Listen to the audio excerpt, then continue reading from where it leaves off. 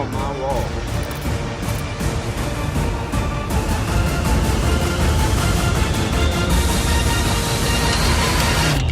What a freaking what a giant.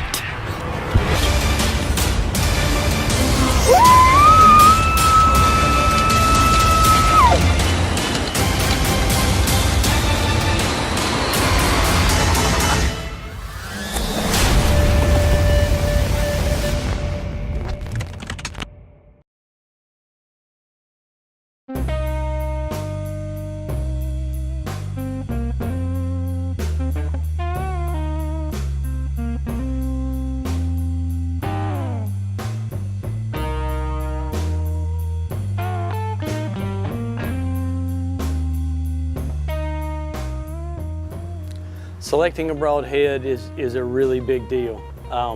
It's what is going to hopefully ethically quickly cause your animal to expire. You have to know that that arrow and broadhead work together. You have to know that it shoots well. I always shoot the broadhead and the blades that I'm going to hunt with, whether it's an expandable or a fixed blade. If I'm going to shoot it to make sure it hits. I'm not going to guess. I'm not going to shoot a practice point or practice blades. So I shoot it and then I sharpen the blades, because from arrow to arrow, from broadhead to broadhead, you have to know that that combination is working with each other.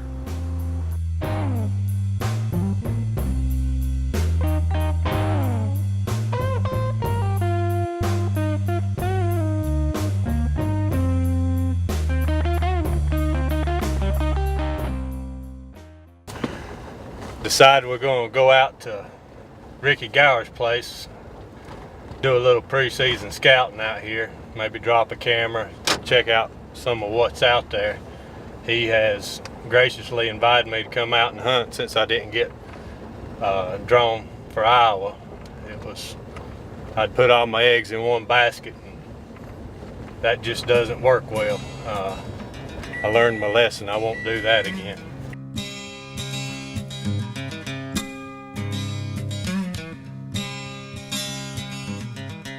When I was growing up, my dad and uncle would take me down to the game lands in South Carolina to hunt, because there weren't many opportunities to hunt around my house. They instilled in me a passion to hunt, and it's something I'll never forget. So today, when I get the opportunity to share that passion with others, I take it. One of my favorite things to do is take some of the kids from Cross Trail Outfitters out, use those hunting opportunities to spread the word of the Lord and help them experience the outdoors like I did.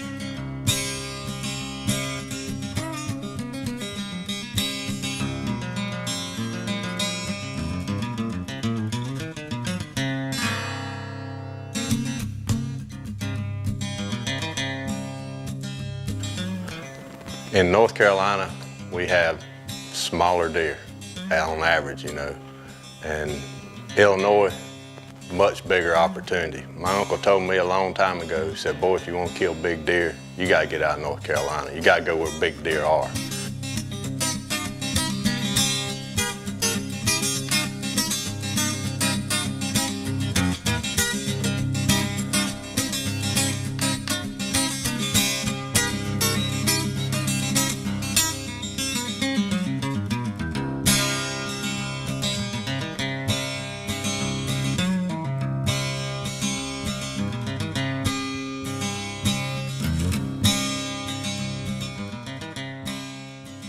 So he started taking me out of state, and every chance I get, I go out of state. I always plan a couple weeks a year at least hunting the Midwest, trying to chase quality whitetails.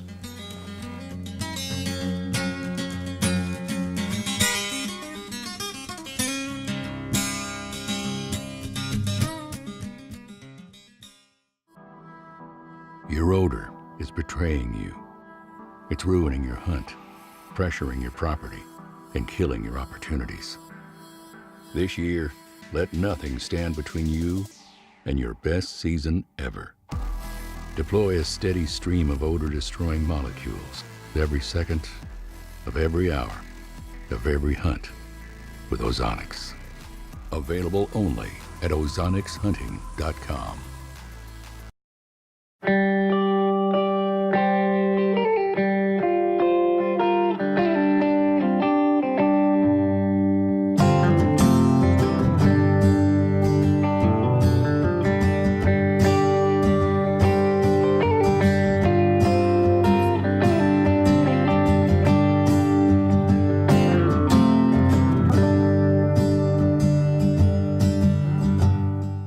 We loaded up, headed to Ricky's house, and got there the first evening. We were all pumped up, ready to go. He said, "Man, you need to get in the woods." So it was kind of between two stands, which one we were going to hunt. And we picked one based on the wind, and that evening, it was like, wow.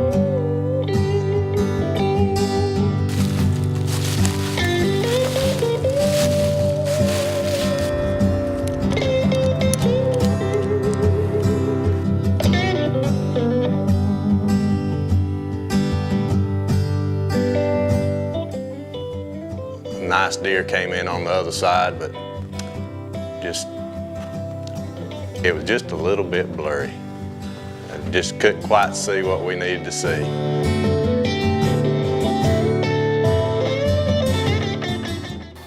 This evening too, here in Illinois, we've got an east wind again. It's kind of going back and forth between north and east. Yesterday evening we sat here and had a 10-point come out on this end of the field. We've moved down here. Hopefully he'll come and play the same scenario again. So we're excited to be here in Illinois, chasing whitetails. Some of us Carolina boys don't get to hunt a lot of big deer back home, so we've got to come to the Midwest to get it done. So we're tucked in tight and ready to rock. Hopefully we can whack them tonight.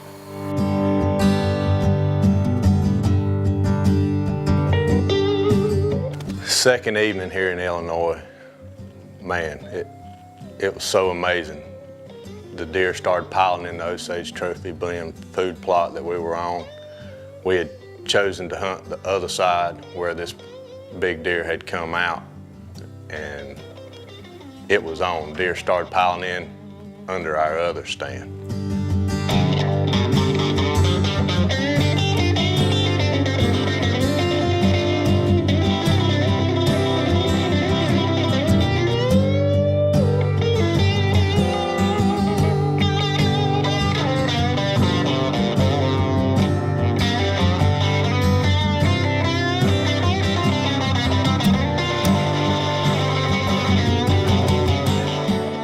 So we were sitting there and had some little bucks coming in, and we see a deer across the ditch in the field on the opposite side.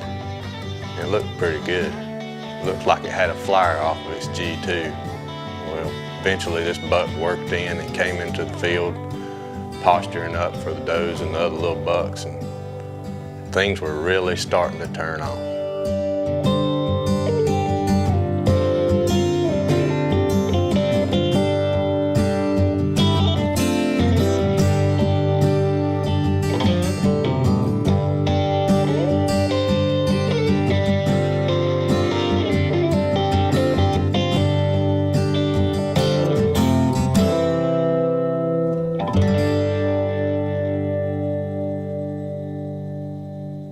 One of the target bucks we had been after was named Bully. He comes in on the field, runs all the others off. Well, he happens to show up this night, and footage is a little dark on him. He's coming down the edge, and pretty much everything leaves the field, but he just never makes it quite to us.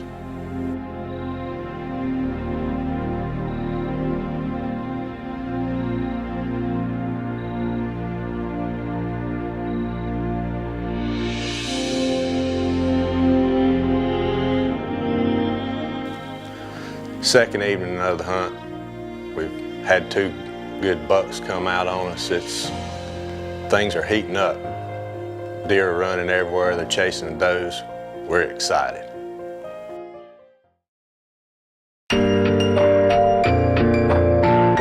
The one thing I've come to find out is hunting in the Midwest is no piece of cake. Hunting anywhere is no piece of cake. From North Carolina, everybody thinks it's just go out there and sit in a tree anywhere and you're gonna kill a deer. Well, it just doesn't happen that way.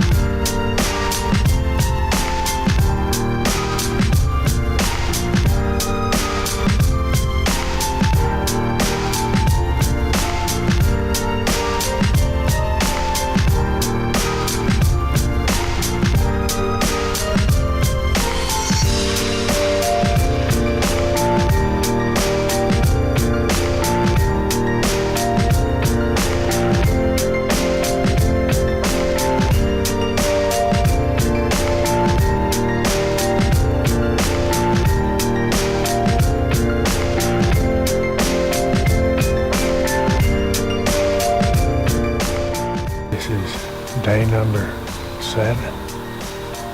We're still hunting.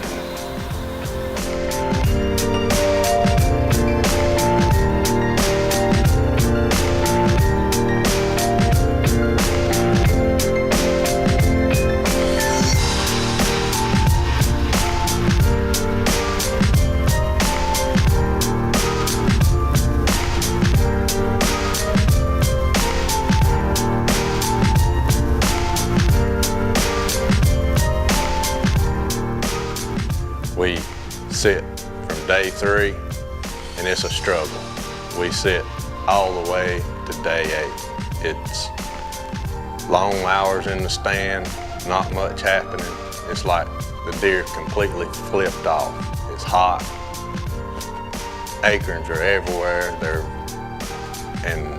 just not coming to the fields like we were anticipating. It's almost like Ricky tried to put us in a gar hole.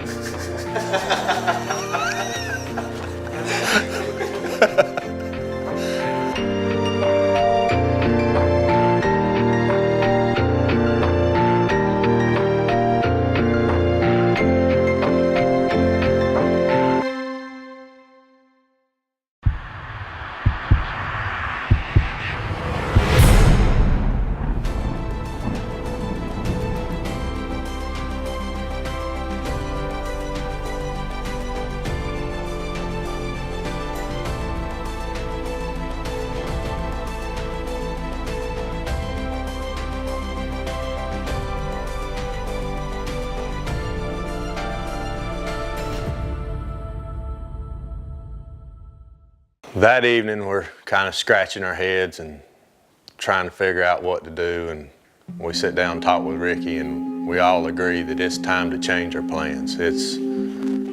What we're doing is just not working, so back to plan B.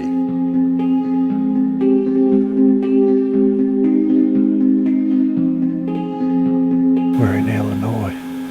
We just had a pretty cool encounter with a couple of little bucks and a doe.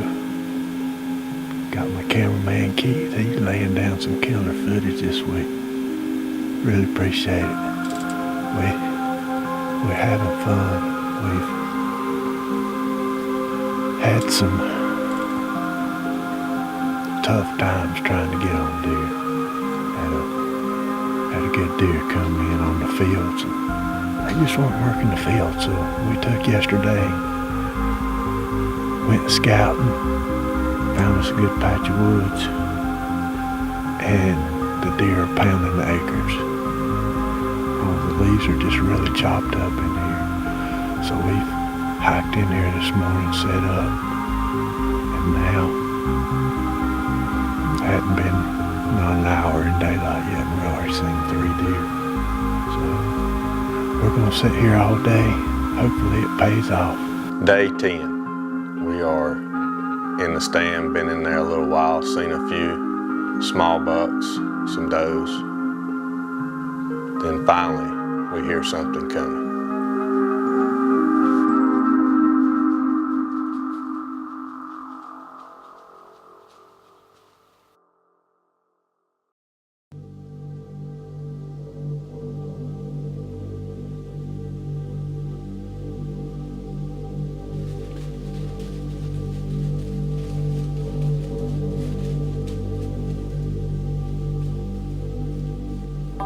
We've had these does come in around us, and they're kind of on pins and needles, not acting just right. And then we hear something coming from across the way, and here he comes. We know immediately once we see him, he's a shooter.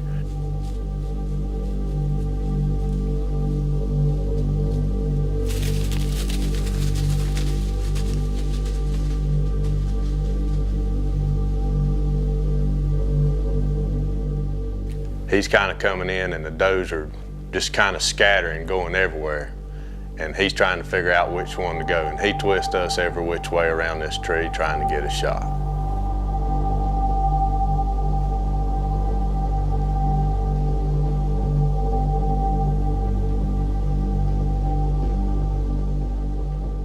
So this deer is working around, taking us around the tree.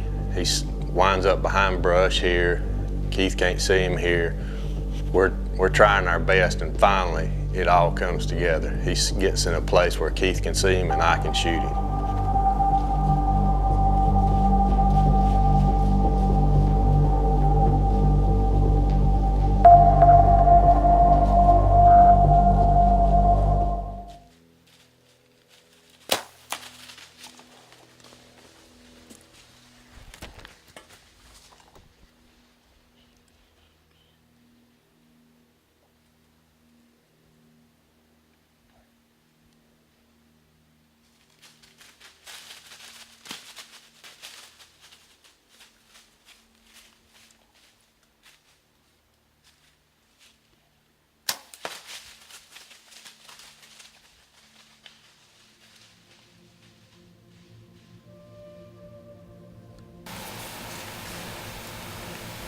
I don't know how good footage is on that because it happened so fast.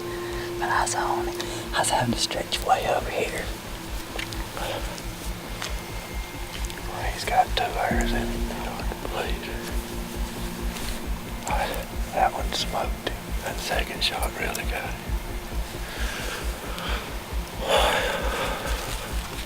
Man,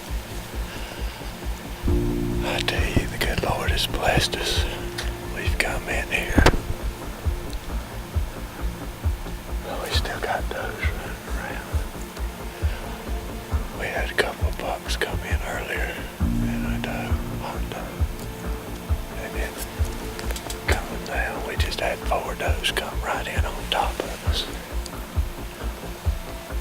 And then I looked up and I saw that big rack coming. Now we get a fist bump. Thank you, Keith. You done I got it down on one sit.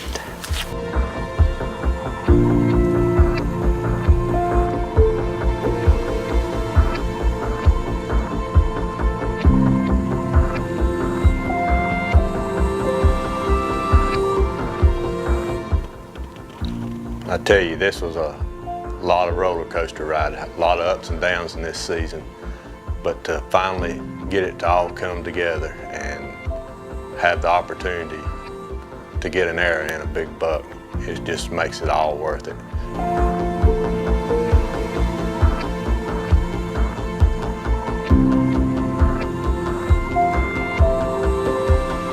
the excitement of hunting a mature animal, matching wits with him, getting in on his terrain, figuring him out, and then chasing him with a bow. That's what it's all about. It's the fun of the hunt, it's the thrill, it's the excitement. That's something that you just can't get in many other sports.